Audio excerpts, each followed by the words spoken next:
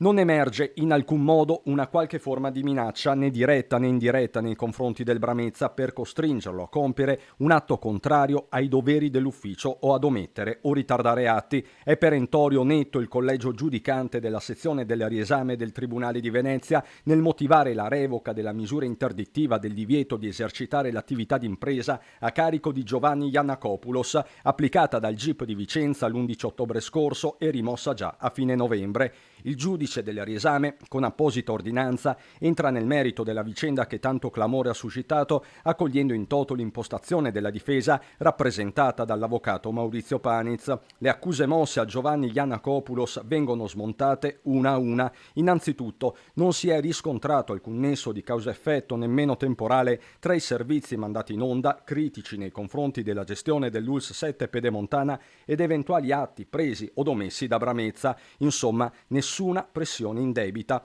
Non solo, gli stessi servizi, evidenzia il giudice, non hanno rivestito carattere diffamatorio, erano basati sui fatti e avevano un innegabile interesse pubblico. Il giudice riporta la questione della guida delle automediche da parte di personale infermieristico, problema diffuso a livello nazionale, la gestione del punto tamponi di Bassano e la chiusura del reparto di senologia.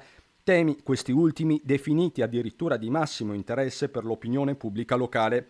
Così come non è priva di interesse pubblico la situazione personale di sovraindebitamento avviata in tribunale a Treviso del direttore Carlo Bramezza e maturata nel corso di precedenti attività lavorative. Se per un comune cittadino, dice il giudice del riesame, si tratta di un fatto privato, così non può essere per un dirigente pubblico, le cui attività hanno un impatto rilevante sulla finanza pubblica. È lo stesso giudice poi a ricordare alcuni fatti incontrovertibili. Il primo, quando a fine 2021 la troupe di Rete Veneta fu esclusa e allontanata da una conferenza stampa dell'ULSS 7, il secondo un incontro del precedente agosto richiesto dal segretario di Bramezza Marco Volpato allo stesso Giovanni Iannakopoulos per sollecitare, si legge testualmente nella pronuncia, una stampa più accondiscendente.